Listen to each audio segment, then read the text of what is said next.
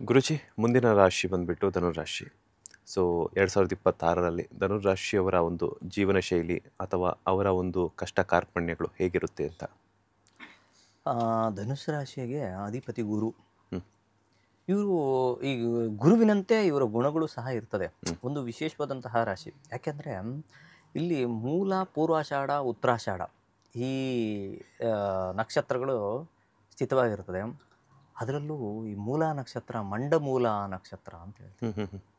ಅದು ಹೇಗೆ ಅಂದರೆ ಭೂಮಿಯ ಉದ್ಭವವಾದಂತಹ ನಕ್ಷತ್ರ. ಅಂದರೆ ಅದು ವಿಶೇಷವಾದಂತಹ ನಕ್ಷತ್ರ. ಸಾಕ್ಷಾತ್ ಸರಸ್ವತಿಯು ಸಹ ಮೂಲ ನಕ್ಷತ್ರದಲ್ಲಿ ಜನನವಾಗಿದೆ ಅಂತ ಹೇಳ್ತದೆ ಶಾಸ್ತ್ರ. ಆ ರೀತಿ ಇರೋದ್ರಿಂದ ಈ ಒಂದು ರಾಶಿಯವರು ನೇರವಾದಂತಹ ಮಾತುಗಳನ್ನ ಆಡೋವಂಥದ್ದು. ಏನು ಮಾತಾಡೋದು ನೇರವಾಗಿರ್ತದೆ. ಅಲ್ಲೊಂದು ಇಲ್ಲೊಂದು ಹೇಳೋವಂಥದ್ದು ನೇಚರ್ ಇರೋದಿಲ್ಲ. ಮತ್ತು ಕಷ್ಟಪಟ್ಟು ಕೆಲಸ ಮಾಡ್ತೀನಿ, ನನಗೇನು ಸಿಗಬೇಕೋ ಅದು ಸಿಗಬೇಕು, ದಕ್ಕಿಸ್ಕೊಳ್ತಾರೆ. ಆ ರೀತಿಯಾದಂಥ ಒಂದು ಧರ್ಮ ಗುಣ ಆಗಿರ್ತದೆ. ಸ್ವಲ್ಪ ಅಗ್ನಿತತ್ವ ರಾಶಿಯಾಗಿರ್ತದೆ. ಸ್ವಲ್ಪ ಕೋಪ ಅದು ಸಹ ಇರ್ತದೆ. ಯಾವುದೋ ಒಂದು ಕೆಲಸ ಮಾಡಬೇಕು ಅಂದರೆ ಕೂತ್ಕೊಂಡು ಮಾಡಿ ಮುಗಿಸ್ಬೇಕು ಅನ್ನೋ ಒಂದು ನಿಟ್ಟಿನಲ್ಲಿ ಅವ್ರ ಜೀವನವನ್ನು ಸಾಗಿಸೋವಂಥದ್ದು. ಮತ್ತು ಏಕಚಿತ್ತತೆ ಜಾಸ್ತಿ, ಗುರಿ ಜಾಸ್ತಿ ಇರ್ತದೆ, ಪ್ಲ್ಯಾನಿಂಗು ಜಾಸ್ತಿ ಇರ್ತದೆ. ಏನೇ ಒಂದು ಪ್ಲ್ಯಾನ್ ಮಾಡೋದು ಕರೆಕ್ಟ್. ಬೇರೆಯವ್ರಿಗೆ ಮೋಸ ಮಾಡೋಕೆ ಅಯ್ಯೋ ಬೇಡ, ನಮ್ಗೇನು ಬೇಕು ನಮ್ಗೆ ಸಿಕ್ಕಿದ್ರೆ ಸಾಕು ಅನ್ನೋ ಒಂದು ಭಾವನೆಗಳು. ಬೇರೆದು ಎಕ್ಸ್ಟ್ರಾ ಸಿಕ್ಕಿದ್ರು ಸಹ ಅವ್ರಿಗೆ ಕೊಟ್ಬಿಡೋಣ ಅನ್ನೋ ಒಂದು ಭಾವನೆಗಳು ಸಹ ಉಂಟು. ಅದ್ರ ಜೊತೆಗೆ ಇವರಲ್ಲಿ ಗೈಡು, ಇವ್ರ ಹತ್ರ ಯಾರೇ ಆಗಲಿ ಬಂದು ಧನುಸ್ ರಾಶಿಯವ್ರ ಹತ್ರ ಒಂದು ನಾನು ಹಿಂಗೆ ಮಾಡಬೇಕು ಅಂದ್ಕೊಂಡಿದ್ದೀನಿ, ಹಿಂಗೆ ಮಾಡಬೇಕು ಅಂದರೆ ಅವ್ರಿಗಿಂತ ಹೆಚ್ಚಾಗಿ ಯಾವುದೋ ಮನೆ ಕಟ್ಟಬೇಕು ಅಂದ್ಕೊಂಡಿದ್ದೀನಿ, ಹಿಂಗೆ ಮಾಡೋದು ಅಂತ ಕೇಳಿದ್ರೆ ಧನುಸ್ ರಾಶಿಯವ್ರಿಗೆ ನನ್ನ ಮನೆಗಿಂತ ಅವ್ರ ಮನೆ ಚೆನ್ನಾಗಿ ಕಟ್ಕೊಡ್ಬೇಕು ಅನ್ನೋ ಪ್ಲ್ಯಾನಿಂಗ್ ಹೇಳ್ಕೊಡುವಂಥ ನಾಲೆಡ್ಜ್ ಇರುವಂಥವ್ರು. ಅದೇ ರೀತಿ ಮನೋಭಾವ ಮನೋಚಿಂತನೆಯೂ ಉಳ್ಳವಂಥವ್ರು ಆಗಿರ್ತಾರೆ. ಆ ಕಾರಣದಿಂದ ಧನುಸ್ ರಾಶಿಯವರು ಒಂದು ರೀತಿಯಾದಂತಹ ದ್ವಿಸ್ವಭಾವ ರಾಶಿಯು ಸಹ ಅವರು ಸ್ವಂತ ವೃತ್ತಿಯಲ್ಲಿ ಏನಾಗಿರ್ತದೆ ಅಂದರೆ ಒಂದೊಂದು ರೀತಿ ಒಂದೊಂದು ಸತಿ ಎರಡೆರಡು ಮೈಂಡ್ ಬಂದ್ಬಿಟ್ಟಿರ್ತದೆ. ಒಂದೊಂದು ಬಾರಿ ಯಾವಾಗಲೂ ಒಂದೊಂದು ಬಾರಿ ಎರಡೆರಡು ಮೈಂಡು ಚಂಚಲತೆ ಬರುವಂಥ ಸಾಧ್ಯತೆಗಳು ಸಹ ಉಂಟು. ಓವರ್ ಆಲ್ ನೋಡಿದ್ರೆ ಅವರು ಒಂದು ರೀತಿಯಾದಂಥ ನೇರವಾದಿಗಳಾಗಿರ್ತಾರೆ ಅಂತ ನಾವು ಹೇಳ್ಬೋದು. ಇನ್ನು ಈ 2026ರ ಒಂದು ರಾಶಿಯ ಗುಣಧರ್ಮಗಳು ಆಗಿರ್ಬೋದು, ರಾಶಿಯ ಭವಿಷ್ಯಗಳಾಗಿರೋದು ನೋಡೋದಾದರೆ, ಸಪ್ತಮ ಸ್ಥಾನದಿಂದ ಅಷ್ಟಮ ಸ್ಥಾನಕ್ಕೆ ಏನಾದರೂ ಗುರು ಸಂಚಾರ ಮಾಡೋಕ್ಕೆ ಪ್ರಾರಂಭವಾಗ್ತಾರೆ ಮೇ ನಂತರ. ಹಾಗೆಯೇ ಸ್ವಲ್ಪ ವ್ಯತ್ಯಾಸಗಳು, ತುಂಬ ಹೆಚ್ಚೇನಲ್ಲ. ಯಾಕಂದರೆ ರಾಷ್ಟ್ರಾಧಿಪತಿ ಆಗಿರೋದ್ರಿಂದ ತನ್ನ ಮನೆಯನ್ನು ತಾನು ಕಾಪಾಡಿಕೊಳ್ಳಬೇಕು ಅನ್ನೋ ಒಂದು ಹೆಚ್ಚಾಗಿರ್ತದೆ. ಚತುರ್ಥ ಸ್ಥಾನದಲ್ಲಿ ಶನಿ ಮಹಾತ್ಮರ ಸಂಚಾರ, ತೃತೀಯದಲ್ಲಿ ರಾಹುವಿನ ಸಂಚಾರ ಅಂತ ಹೇಳ್ತೀವಿ. ಈ ಅಷ್ಟಮದಲ್ಲಿ ಗುರು ಸಂಚಾರ ಮಾಡಬೇಕಾದ್ರೆ ಹೂಡಿಕೆ ಜಾಸ್ತಿ ಆಗುವಂಥದ್ದು. 1, 4, 2 ಸೈಟ್ ಇರ್ತದೆ ಅವರಲ್ಲಿ. ಆದರೂ ಇನ್ನೊಂದು ಸೈಟ್ ತೊಗೊಳ್ಳೋಣ, ಮನೆ ಕಟ್ಟೋಣ ಅನ್ನೋ ಪ್ಲ್ಯಾನಿಂಗ್ ಜಾಸ್ತಿ ಮಾಡೋವಂಥದ್ದು. ಧರ್ಮ ಕಾರ್ಯಗಳಿಗೆ ಹೆಚ್ಚಿನ ಹಣಕಾಸಿನ ವ್ಯಯ ಮಾಡೋವಂಥದ್ದು, ದೇವಸ್ಥಾನಗಳ ಖರ್ಚು ಮಾಡೋವಂಥದ್ದು, ವಿದೇಶ ಪ್ರಯಾಣವನ್ನು ಸಹ ಸೂಚಿಸುವಂಥದ್ದು, ಈ ರೀತಿ ಸಹ ಉಂಟು. ಅದ್ರ ಒಟ್ಟಿಗೆ ಇನ್ನೊಂದೇನೆಂದರೆ ಕೊಟ್ಟಿರೋ ದುಡ್ಡು ಇವ್ರಿಗೆ ವಾಪಸ್ ಬೇಗ ಬರೋಲ್ಲ. ಅದೊಂದು ದೊಡ್ಡ ಸಮಸ್ಯೆ. ಅದು ನಿಧಾನವಾಗಿ ಬರ್ತದೆ. ಇವ್ರಿಗೆ ಹೆಂಗೆ ಗೊತ್ತಾ, ಇವರು 1 ಲಕ್ಷ ರೂಪಾಯಿ ಕೊಟ್ಟಿರ್ತಾರೆ, ಇವ್ರಿಗೆ 20,000 ರೂಪಾಯಿ ಕೊಟ್ಟರು ಖುಷಿ ಪಟ್ಬಿಡ್ತಾರೆ. ಅಲ್ಪ ತೃಪ್ತರು ಅಂತ ಹೇಳ್ಬೋದು. ಈ ರೀತಿಯಾದಂಥ ಒಂದು ವ್ಯತ್ಯಾಸಗಳು ಕಾಣುವಂಥ. ಅಷ್ಟಮದಲ್ಲಿ ಗುರು ಸಂಚಾರ ಮಾಡುವಾಗ ಸ್ವಲ್ಪ ನಷ್ಟಮಂ ಅಂತ ಹೇಳ್ತೀವಿ. ಸ್ವಲ್ಪ ನಷ್ಟವನ್ನು ಸಹ ಅನುಭವಿಸ್ತಾರೆ. ಅದು ಆರೋಗ್ಯದ ವಿಚಾರ ಆಗಿರ್ಬೋದು, ಅಥವಾ ಆರ್ಥಿಕ ವಿಚಾರ ಆಗ್ಬೋದು, ಮಾನಸಿಕ ವಿಚಾರದಲ್ಲೇ ಆಗಿರ್ಬೋದು. ಆ ರೀತಿಯಾದಂಥ ಫಲವನ್ನು ಕಾಣಬಹುದು.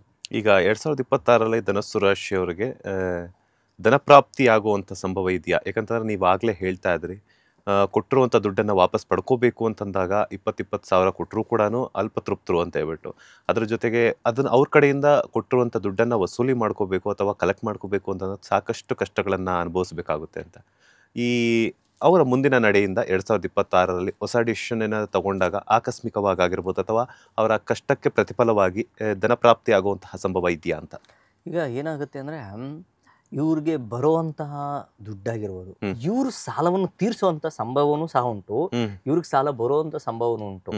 ಮೇ ಜೂನ್ ಒಳಗೆ, ಮೇಯಿಂದ ಒಳಗಡೆ ಏನು ನಾವು ಫೆಬ್ರವರಿ ಮಾರ್ಚ್ ಏಪ್ರಿಲ್ ಈ ತಿಂಗಳಲ್ಲೇ ಸಾಲ ಮುಕ್ತವನ್ನು ಮಾಡುವಂಥ ಸಾಧ್ಯತೆ, ಇವ್ರಿಗೆ ಬರುವಂಥದ್ದು ಅಥವಾ ವಿವಾಹ ಆಗದೇ ಇರೋರಿಗೆ ವಿವಾಹ ಆಗುವಂಥ ಸಾಧ್ಯತೆಗಳು ಹೆಚ್ಚಾಗಿರುತ್ತೆ. ಸಪ್ತಮ ಸ್ಥಾನದಲ್ಲಿ ಗುರು ಸಂಚಾರ ಮಾಡಬೇಕಾದ್ರೆ ಖಂಡಿತ ಯಾರೆಲ್ಲ ಅವಿವಾಹಿತರಾಗಿರ್ತಾರೋ ಅವ್ರಿಗೆಲ್ಲ ವಿವಾಹ ಅನುಕೂಲ, ಅತಿ ಅದ್ಭುತವಾದಂಥ ಕಾರ್ಯ ಮಾಡೋವಂಥದ್ದು.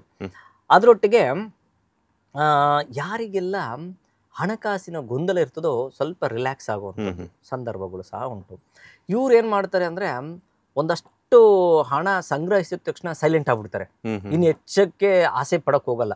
ಸಾಕು ಬಿಡಿ, ನಮ್ಗೆ ಎಷ್ಟೋ ಬಂದಷ್ಟು ಬರಲಿ ಅಂತ ಹೇಳ್ಬಿಟ್ಟು ಸುಮ್ಮನೆ ಹೋಗ್ತಾರೆ. ಯಾಕೆಂದರೆ ಯಾವ ಒಂದು ಜಾತಕವನ್ನು ನೋಡದೆ ನಾವು ಸಂಪೂರ್ಣ ಮಾಹಿತಿ ಕೊಡಲಿಕ್ಕಾಗಲ್ಲ. ಅದೇ ರೀತಿ ಓವರ್ ಆಲ್ ನೋಡಿದಾಗ ಇವರೊಂದು ರೀತಿ ಅಂತ ನಂದು ಏನೋ ನಾನು ಸಂಪಾದನೆ ಮಾಡಿದ್ದೀನಿ ಸಾಕಪ್ಪ ಅಂದ್ಕೊಂಡು ಸುಮ್ಮನೆ ಆಗೋಗ್ತಾರೆ. ಇದು ಒಂದು ಹಣಕಾಸಿನ ವಿಚಾರದಲ್ಲಿ. ಅದೇ ರೀತಿ ಕೊಡೋರಿಗೆ ಕೊಟ್ಟು ತನಗೇನು ಬೇಕು ಅದನ್ನು ಸೇರುವಂಥದ್ದು ಫೆಬ್ರವರಿ ಮಾರ್ಚ್ ಈ ತಿಂಗಳಲ್ಲೇ ಅನುಕೂಲ ಆಗುತ್ತೆ. ಧನಸ್ಸು ರಾಶಿಯಲ್ಲಿ ಹುಟ್ಟಿರುವಂತಹ ಮಕ್ಕಳ ವಿದ್ಯಾಭ್ಯಾಸ, ಅದರ ಜೊತೆಗೆ ಹೊಸ ಉದ್ಯೋಗವನ್ನು ಹುಡುಕ್ತಿರುವಂತಹ ಉದ್ಯೋಗಾಕಾಂಕ್ಷಿಗಳಿಗೆ ಒಳ್ಳೆಯದಾಗುತ್ತಾ? ಅವ್ರು ಅಂದ್ಕೊಂಡಿರೋ ಹಾಗೆಯೇ ಸರ್ಕಾರಿ ಆಗಿರ್ಬೋದು ಅಥವಾ ಖಾಸಗಿಯೇತರ ಒಂದು ಸಂಸ್ಥೆಗಳಲ್ಲಿ ಕೆಲಸ ಸಿಗುತ್ತಾ ಅಂತ? ಇವರು ಬಂದು ವಿದ್ಯಾಭ್ಯಾಸದಲ್ಲಿ ಸ್ವಲ್ಪ ಹಿಂದೆ ಇದ್ದರೂ ಸಹ ಜ್ಞಾನದಲ್ಲಿ ತುಂಬ ಮುಂದೆ ಇರ್ತಾರೆ.